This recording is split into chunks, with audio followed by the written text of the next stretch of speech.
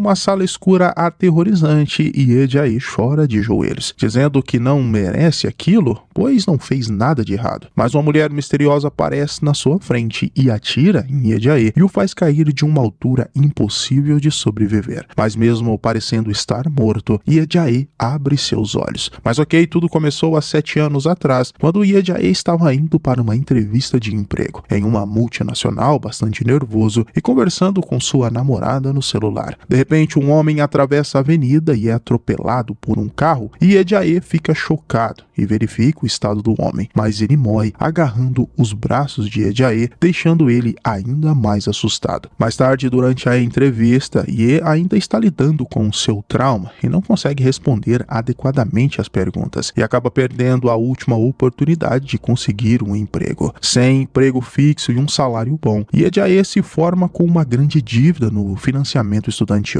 sendo obrigado a trabalhar em empregos simples para poder pagar as parcelas. Sua família não pode ajudá-lo, pois seu pai morreu e sua mãe é zeladora, que já se sacrificou muito para lhe dar uma boa educação. E Ediaê envia currículos para várias empresas, mas não consegue um emprego em tempo integral. Depois de 7 anos trabalhando em empregos de meio período, Ediaê finalmente consegue uma entrevista na grande empresa novamente. É o maior escritório da capital e o entrevistador, Tae-woo, fica impressionado com o currículo e pela determinação dele não desistir. E Ediaê sai da reunião com grandes esperanças, mas logo recebe uma ligação de um amigo informando que todo o dinheiro investido em um negócio de apartamento desapareceu porque o sujeito sumiu. E Ediaê corre para o apartamento do amigo e começa a bater na porta, mas ninguém responde. Ele chora desesperado por ter caído em um golpe e era tudo o dinheiro que tinha. Furioso, quebra a maçaneta da porta com o extintor de incêndio e acaba na delegacia por destruir a propriedade, pedindo aos policiais que prendam seu suposto amigo. No entanto, eles não podem fazer nada, pois investir em um negócio que falhou não é ilegal. Já destruir o patrimônio privado já pode complicar a vida dele. Porém, à noite, desanimado, Ediaê vai ver sua namorada, Jisoo, que sai de um carro com um rapaz lhe entregando flores. Quando um homem vai embora, Ediaê se aproxima dela, um pouco embriagado, e o relacionamento deles não estava indo bem. Jisoo estava indo bem melhor que ele financeiramente, então entregava envelopes para ajudar Ediaê. Mas ele vê tudo como caridade e percebe que tem sido um fardo para ela. Percebendo que não pode dar nada a ela e o relacionamento não tem para onde ir, Ediaê termina o namoro com Jisoo e volta para o seu apartamento ainda mais triste, porém foi expulso de lá e ficou com o depósito do terraço para compensar o aluguel atrasado. Todas as coisas de Ediaê foram deixadas do lado de fora sob a chuva e infelizmente não há muito espaço para guardá-las. E quando amanhece, ele perde quase todas as coisas. E depois de passar a noite dormindo no chão e para piorar ainda mais as coisas, Ediaê recebe uma mensagem da empresa informando que ele falhou na entrevista e não conseguirá um emprego. Após mais um colapso, Ediaê sobe no topo de um prédio, diz que não tem medo da morte e sim de viver com este fardo e decide que teve o suficiente e desiste naquele momento, ignorando a ligação de sua mãe. A escuridão toma conta dele por alguns segundos, então ele descobre que está em um jatinho particular de luxo. Ao se olhar no reflexo, ele fica chocado porque não é o seu rosto e nesse momento percebe que uma mulher misteriosa está sentado ao seu lado. Ela tem uma carta de despedida nas mãos, mas queima e tira os óculos escuros, revelando os olhos vermelhos. De repente, Ediaê é transportado para o purgatório, que é uma torre alta no meio de um mar vermelho e demônios tentando subir. A mulher revela que é a morte e o trouxe ali para puni-lo, pois em sua carta e sua última declaração, ele zombou da morte e a punição não será branda. Ela o agarra pelo pescoço e o joga no abismo, e os monstros tentam agarrá-lo enquanto cai. Há muitas criaturas esperando por ele na água, mas quando ele se choca, acorda no avião com um corpo diferente novamente. A morte também está lá e explica que fará Ediaê morrer mais 12 vezes como punição. Sua alma entrará em corpos de 12 pessoas que estão prestes a morrer e que não têm chances nenhuma de sobreviver. Mas se ele conseguir evitar apenas uma morte, será permitido que ele mantenha aquela vida até o fim dela. Mas se ele não conseguir, sofrerá a eternidade no inferno. E Ediaê não se importa mata, pois deseja acabar com tudo. Mas depois que a morte desaparece, o avião entra em uma tempestade violenta. Yejae coloca o colete salva-vidas e aperta os cintos de segurança, enquanto a comissária de bordo vem dizer a ele que é apenas uma turbulência. Alguns minutos depois, o avião se estabiliza e a comissária deixa Yejae sozinho. Ainda confuso, ele começa a olhar ao redor e percebe que está no corpo de uma pessoa muito rica, e a pedra da verdade entra em sua mente, informando dos detalhes da pessoa que ele está. Esse sujeito é Park Shin-tae, o CEO da empresa mais importante da capital, para a qual Yejae se candidatou. Tae-woo é seu irmão mais velho e eles competem desde criança em tudo,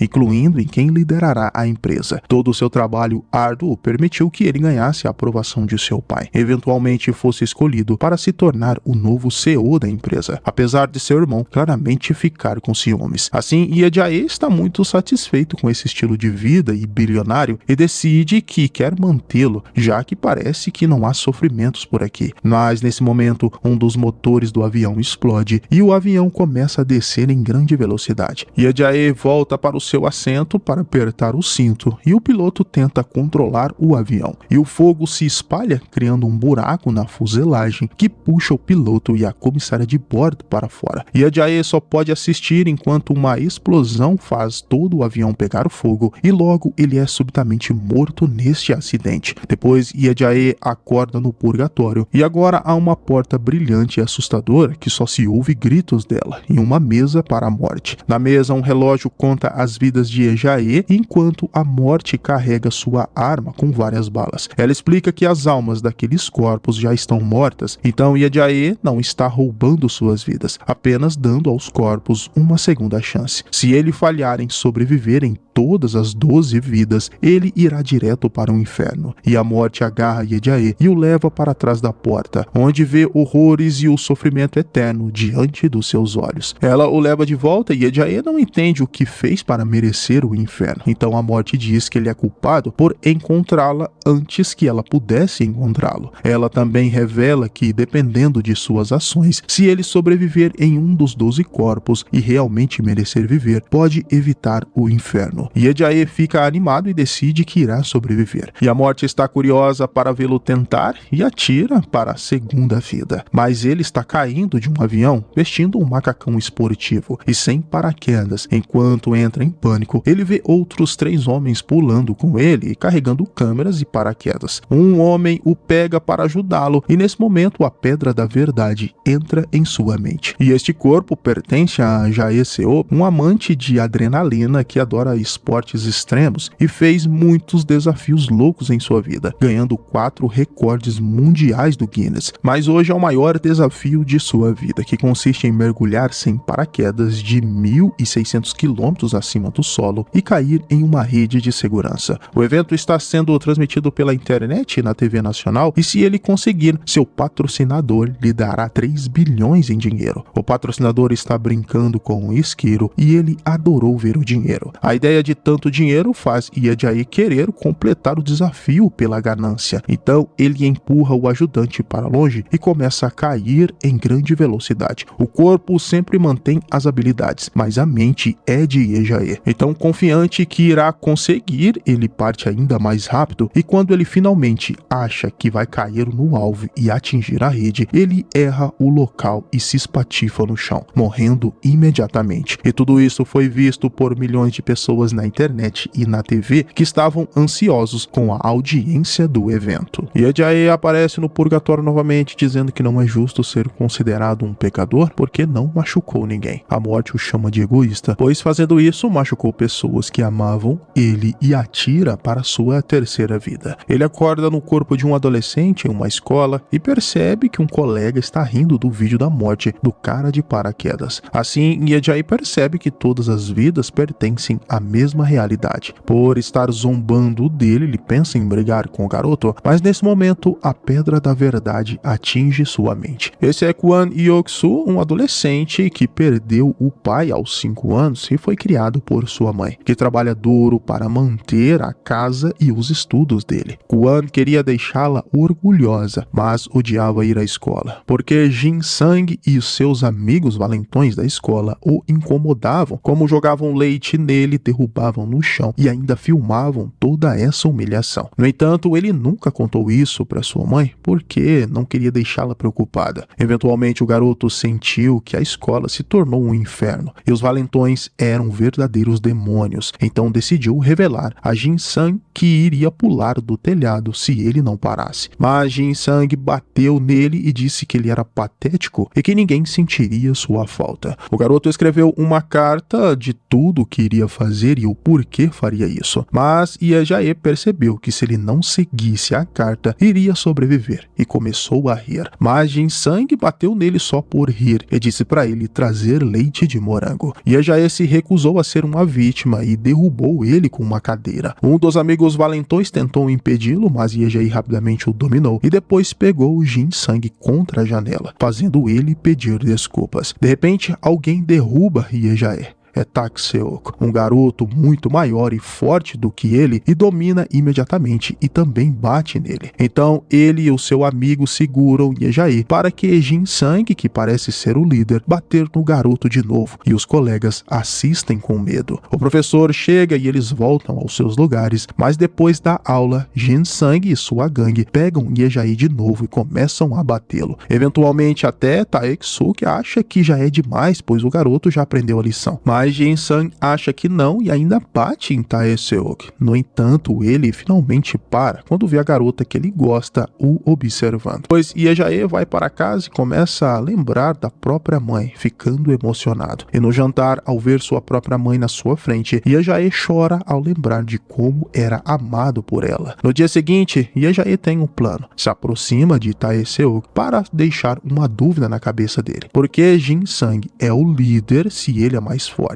Tae-seok explica que o verdadeiro chefe da escola é um estudante sênior, filho de um mafioso, e desta gangue Jin-sang faz parte. Ninguém mexe com ele porque os alunos mais velhos o defendem. Mais tarde, durante o almoço, Jin-sang bate novamente em Ye Jae. Então ele joga uma tigela de macarrão na cabeça dele e se afasta. Jin-sang ordena que a Tae-seok vá atrás dele, mas Tae-seok se recusa porque quer almoçar e diz para Jin-sang para se lavar, e todos riem da cara dele. E um flashback revela que Ye Jae disse a Tae-seok para não interferir, porque ele tinha um plano. Humilhado, Jin-sang vai pedir ajuda aos seus superiores. A gangue logo chega na sala de aula, pronta para brigar. No entanto, quando o líder vê que Jin-sang foi humilhado por um garotinho, fica furioso, chamando Jin-sang de covarde e uma vergonha para sua gangue, e agarra Jin-sang e diz para ele nunca mais se aproximar deles. Orgulhoso de si mesmo, Ye Jae zomba de Jin-sang, mas quando o garoto tenta acertá-lo, Tae-seok o atinge primeiro. Agora ninguém na escola respeita mais Jin-sang, e quando ele sai correndo da sala, descobre que a garota que ele gosta está com o líder agora, e ele se tornou o idiota da escola. À noite, Ye Jae sai para correr e quase é atingido por um caminhão, mas felizmente o motorista para a tempo, só que distraído com isso, Ye Jae não ouve Jin-sang se aproximar por trás para acertá-lo com um tijolo, e culpando ele agora por tomar o seu lugar, o espanca até a morte. Porém, Ye Jae reaparece no purgatório e grita com a morte porque ela o manipulou, pois o garoto não queria se jogar e seria assassinado de qualquer jeito, fazendo com que ela o jogue contra a parede antes de pisar em seu rosto e atirar nele novamente. Agora, na sua quarta vida, Ye Jae acorda no corpo de um refém sob interrogatório. Um grupo de homens perigosos joga água e pergunta onde ele escondeu a garota e o dinheiro. Quando ele não responde, ameaçam furar o seu olho. Então ele anuncia que vai falar. No entanto, as memórias ainda não voltaram, então quando pede um momento, o líder o ameaça com um martelo. Felizmente, a pedra da verdade aparece e esse é Lee Ju-han, um assassino de aluguel, e o seu chefe faz parte da Yakuza. Lee acaba com alvos com muita facilidade para o seu chefe, mas um dia ele se apaixonou pela esposa do chefe, e quando se aproximaram, queriam fugir juntos. Ele então roubou 10 bilhões do seu chefe e os escondeu em um local secreto. Mas a caminho de se encontrar com a mulher, foi capturado pelos colegas de trabalho e percebendo que tem habilidades incríveis desse sujeito, Ye Jae começa a lutar contra todos os outros, usando a cadeira como arma e desvia dos golpes que faz com que um homem acerte seu parceiro. Ele continua lutando, então Lee apaga a luz principal e apenas com uma lanterna na escuridão, um por um, Ye-Jae, no corpo de Lee, mata cada agente. Assim, acreditando que com essas habilidades ele poderia sobreviver a qualquer coisa, quer recuperar o dinheiro e fugir. Ao abrir a porta, descobre que há um caminhão e Ye-Jae acelera uma moto pela cidade, porém já está sendo rastreado. Todos os assassinos da área são acionados pelo chefe, que prometeu uma recompensa por sua cabeça. Logo, uma perseguição começa pela ponte da cidade e os agentes atiram Ye-Jae, que desvia de tudo e se esconde atrás de um caminhão. Quando ele aparece atrás dos carros dos agentes, Lee usa a moto para desarmar o capanga. O outro erra o tiro e atinge carros, causando vários acidentes, e o caminhão tenta bloquear a ponte, mas os carros batem nele, causando uma enorme explosão. Ye-Jae simplesmente salta por cima, mostrando extrema habilidade, porém ainda está sendo seguido pelos assassinos. Depois de deixar a ponte, até a polícia começou a persegui-lo também. Ye-Jae acelera tirando fina em um cruzamento e gera um baita acidente entre os veículos, bloqueando o caminho para a polícia e várias motos. Mas há mais motos seguindo e carros bloqueando as ruas, então Ye-Jae entra em um shopping e acelera até ser cercado. Ele então entra no elevador e quando chega ao topo, seu chefe aparece dizendo que não tem para onde fugir. Para ele, o pior que pode acontecer é ele morrer. Ele então dá um salto grande e cai num outro prédio dentro de uma piscina onde está rolando uma festa. O seu telefone cai na água e para de funcionar. Agora o inimigo não pode mais rastreá-lo. Ele então vai até o cais para encontrar a mulher e ela o abraça imediatamente. Ye-Jae sente o quanto Lee a amava e Ye-Jae diz a ela onde está o dinheiro. Porém, ela saca uma arma e o mata nesse momento, revelando que era um plano dela o tempo todo e a morte sabia disso. Mais uma vez, Ye-Jae acorda no purgatório, encontrando a morte rindo dele. No entanto, ele não se incomoda, porque não deu à mulher a localização exata do dinheiro. Então planeja recuperá-lo durante a próxima vida. Então, quando a morte atira nele, começa a quinta vida de Ye-Jae em uma detenção juvenil. Ele está em uma cela minúscula e um guarda vem buscá-lo para levar à cela real. No caminho, os outros prisioneiros jogam uma bola contra a grade para ameaçá-lo e o encaram. Na cela, ele descobre que tem colegas de cela que serão liberados em 4 dias e que um assassino psicopata está na cela com eles. Ye-Jae percebe que todas as obras estranhas e livros sobre análise de psicopata estão nas prateleiras. E quando o assassino é trazido de volta, Ye-Jae fica chocado ao ver que é Jin-Sang.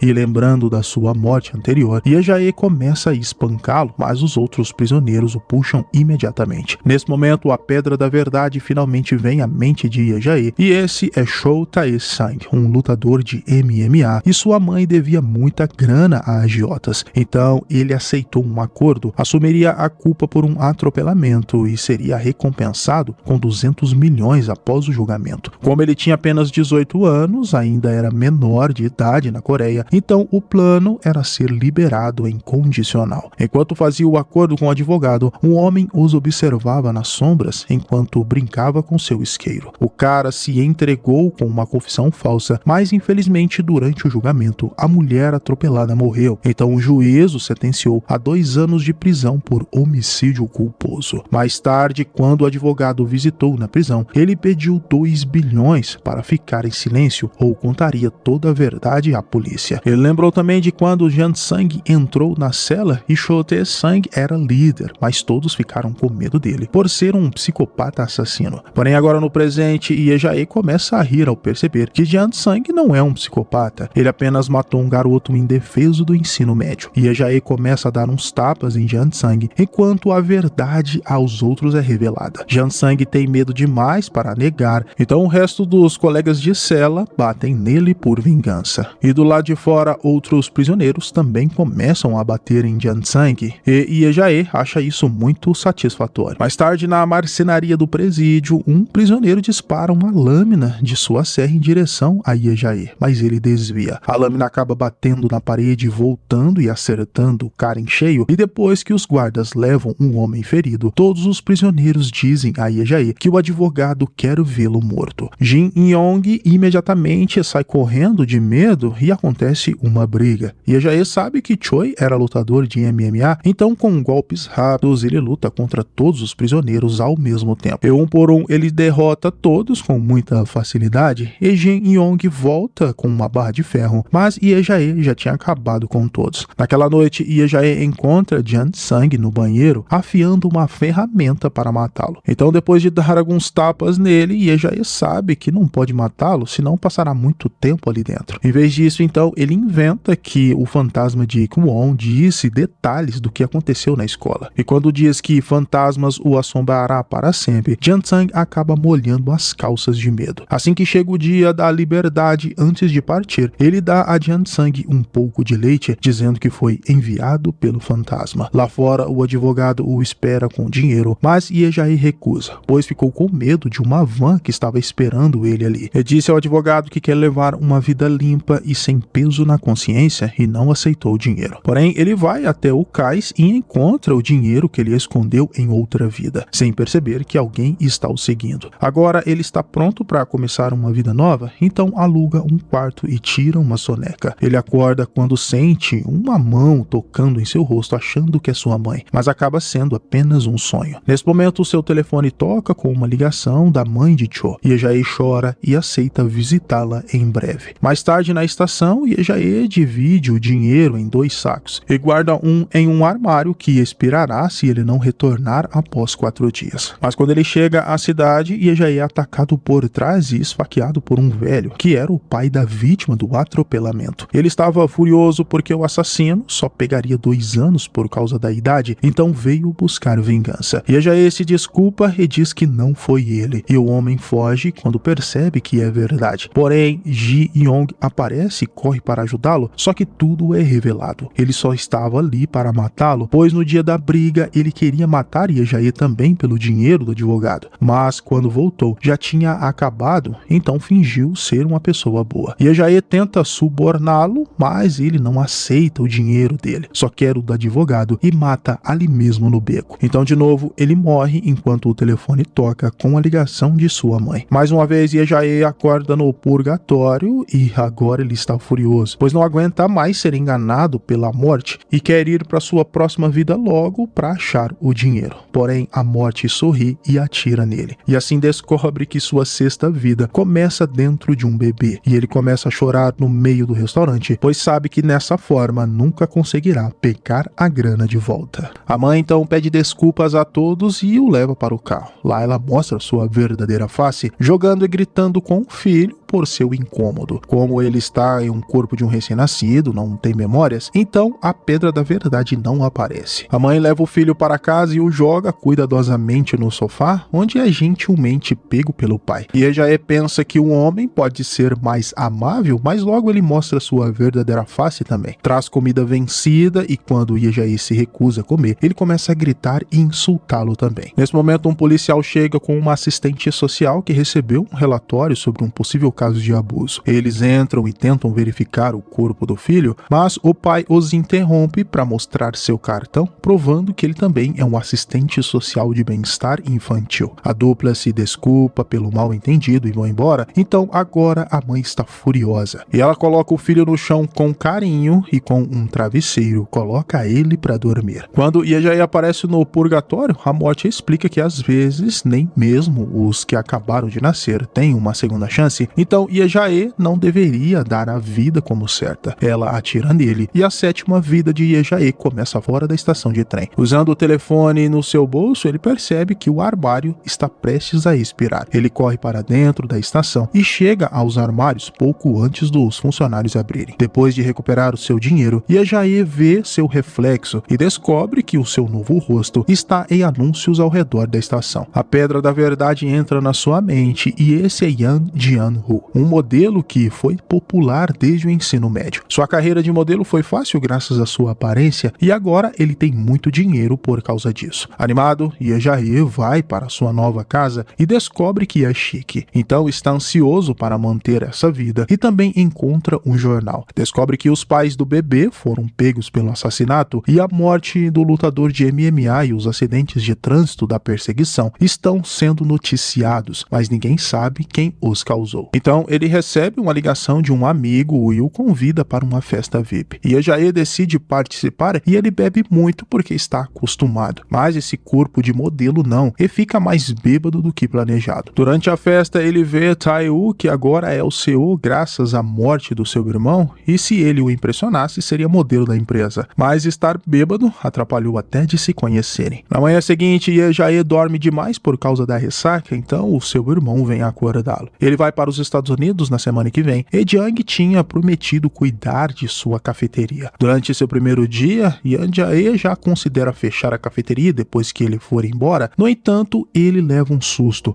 ao ver Jisoo entrar. Olhando maravilhado, Ye Jae lembra de todos os momentos especiais juntos e o dia em que se conheceram, quando o vento levou o seu conto mais importante e se conheceram através de uma ponte. Ye Jae fica nervoso quando entrega o pedido para Jisoo e o seu irmão explica que ela tem vindo todos os dias para trabalhar e fica até o horário de fechamento, e também ela é uma autora de livros famosos. Curioso, Ye Jae pesquisa o nome dela na internet e descobre até que ela ganhou um concurso de escrita. Foi assim que ela ganhou um contrato de publicação. Quando ela recebeu o prêmio, agradeceu ao namorado por sempre acreditar nela, e o envelope que ela tentou lhe mostrar naquele dia não era um dinheiro porque ela estava com pena dele, e sim o prêmio que ela ganhou. Sentindo-se culpado, Ye Jae corre para a livraria para comprar o livro dela. Enquanto ele lê o romance, descobre que muitos dos momentos da história coincidem com momentos que viveram juntos. Enquanto ele chora, Ye Jae também vê que a livraria vende canetas chiques, e ele prometeu que um dia daria para ela uma. Ele comprou a caneta secretamente e gravou o nome dela, mas ele acabou perdendo quando estava mudando as coisas sobre a chuva. Mais tarde, no café, o cara que ele viu outro dia dando flores para ela chegou com uma mulher e uma garotinha e chamou Jisoo de tia. Sentindo-se um idiota, Ye Jae percebe que na verdade era o irmão dela que decidiu mandar flores porque ela conseguiu a promoção. Então no dia seguinte, Ye Jae anota o pedido de Jin-sung e dá um pedaço de bolo por conta da casa, dizendo que é fã do livro dela, e também diz que tem uma história de um cara que desafiou a morte e depois foi punido com várias vidas por isso. Ye Jae pede para ela autografar o seu livro e ele vê a caneta que estava com ela. Era justamente a que ele comprou e foi a sua mãe que pegou nas coisas dele após a morte e deu para Jisoo. Durante os próximos dias, Jisoo continua indo ao café e Ye Jae sempre se senta com ela para conversar e começam a se aproximar. Uma noite, Jisoo sai e começa a chover e Ye Jae leva para ela um guarda-chuvas vermelho. Só que logo depois que ele sai, Ye Jae vê carros da polícia passarem e ouve um cliente dizer que outro se acidentou. Supondo o pior, Ye Jae corre pela rua e grita ao ver o sangue na rua e o guarda-chuvas. Os policiais tentam segurá-lo, mas quando ele vê Jisoo, se acalma e depois, conversando juntos, percebeu que ele teve a mesma reação que ela ao descobrir que o seu namorado morreu no hospital. No dia seguinte, depois de Jisoo visitar o memorial dele, Ye Jae se aproxima e se depara com sua própria mãe. Fingindo que está aqui porque é outra pessoa, Ye Jae sai da sala e sem coragem de falar com ela, e corre para o banheiro para chorar. Ye Jae corre para fora e tem um colapso, e mais tarde Ye Jae escreve uma carta para sua mãe, fingindo ser um amigo, dizendo que o seu filho deixou um dinheiro para ela após a sua morte. Ele vai até a sua antiga casa e deixa a carta com uma bolsa cheia de dinheiro e não consegue falar com sua mãe, fugindo rapidamente depois de ver suas antigas fotos. E na rua, uma placa cai subitamente de suas dobradiças e atinge Ye Jae, matando instantaneamente. Mas isso se revela ser apenas um sonho. No dia seguinte, sobrecarregado de emoções, Ye Jae finalmente confessa toda a verdade para Jisoo, enquanto alguns flashbacks mostram como todos os colegas de Jisoo no escritório zombavam dela por namorar um garçom. Ye Jae pede desculpas a Jisoo, que ainda está confusa, porém nesse momento são atingidos por um Mustang. Jisoo morre imediatamente, mas Ye Jae ainda está vivo e vê o rosto do motorista,